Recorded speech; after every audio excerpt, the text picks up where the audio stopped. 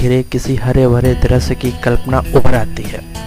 लेकिन हर आइलैंड खूबसूरत ही हो यह जरूरी तो नहीं। आज इस वीडियो में हम आपको कुछ ऐसे ही आइलैंड के बारे में बताएंगे। तो चलिए दोस्तों शुरू करते हैं।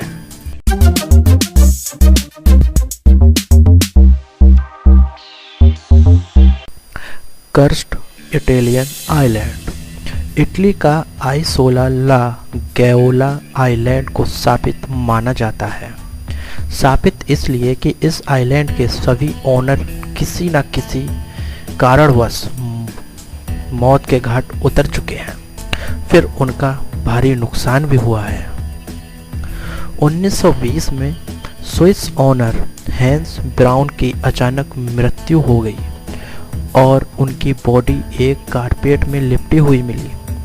इसी तरह जर्मनी के ऑटो ग्रेनबैक की मृत्यु दिल का दौरा पड़ने से हुई।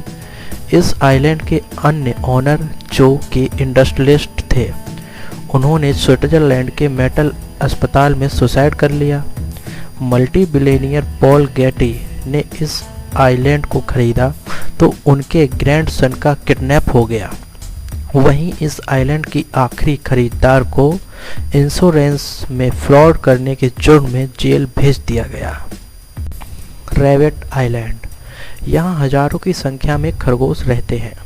बता दें कि इस आइलैंड को जापान द्वारा दूसरे विश्व युद्ध में उपयोग होने वाले केमिकल हथियारों को बनाने के लिए उपयोग किया गया था।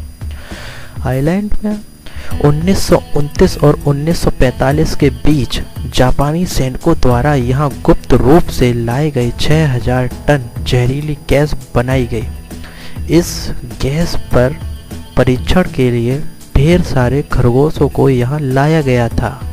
अब यह आइलैंड टूरिस्ट और रिसोर्ट के लिए पॉपुलर है।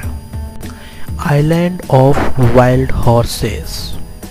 सेवेल द्वीप नोवा स्कॉटिया ने 100 मील की दूरी पर स्थित है। इस द्वीप की लंबाई 42 किलोमीटर है और यह 1.5 किलोमीटर चौड़ा है।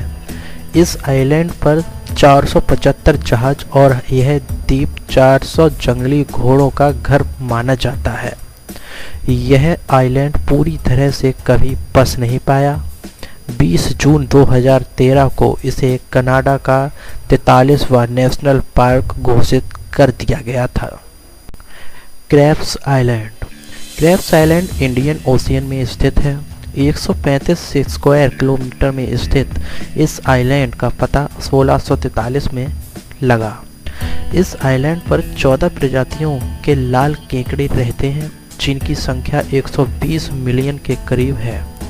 इस आइलैंड का 63% हिस्सा ऑस्ट्रेलियन नेशनल पार्क के रूप में सुरक्षित कर रखा है। वेलकेन आइलैंड। फिलीपींस में स्थित वेलकेन आइलैंड लुजोन झील के किनारे बसे फिलिपिनो आइलैंड के अंदर ज्वालामुखी है। ज्वालामुखी के शीर्ष पर बने बेसिन का कोल्डेरा कहा जाता है। कोल्डेरा पानी से भरा गहरा गड्ढा है और इस गड्ढे को दुनिया का सबसे बड़ा गड्ढा माना जाता है। Dolls island.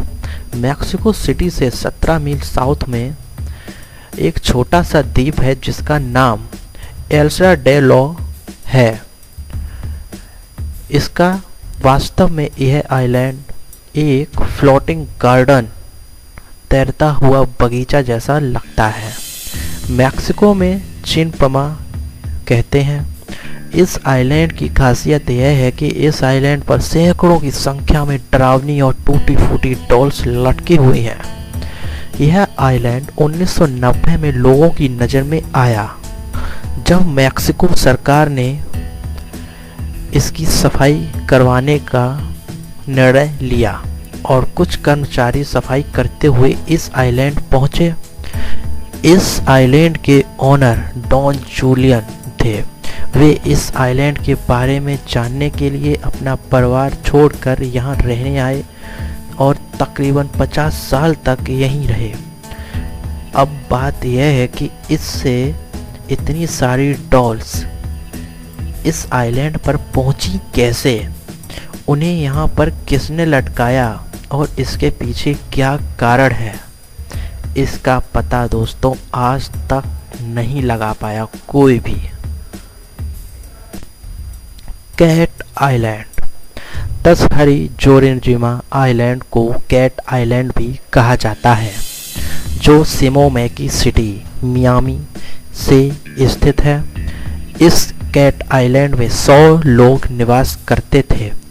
बिल्लियों को यहाँ जापान के ईडो पीरियड यानी 18वीं और 19वीं शताब्दी के दौरान लाया गया था। यहाँ पर धीरे धीरे मानव आबादी कम होती गई और बिल्लियों की आबादी बढ़ती गई। टूरिस्ट यहाँ अप्रैल और नवंबर महीने में कैट सेफ कैबिन में आकर ठहरते हैं। Cell island. फेडवोथ आइलैंड जो कि पश्चिम अफ्रीका में सेनेगल कोस्ट के पास है, इसे लोग प्यार से सेल आइलैंड भी कहते हैं, क्योंकि इस आइलैंड पर करोड़ों की संख्या में सीपियां इकट्ठी हो चुकी हैं। हालत यह है कि आप यहाँ पर जहाँ भी नज़र दौड़ाएंगे आपको सीपियां ही सीपियां नज़र आएंगे। यहाँ पर रास्ते सीपियों से बने हैं, मकानों की दीवारों पर सीपियां लगी हैं, यहाँ तक कि कब्र भी सीपियों से बनी हुई है।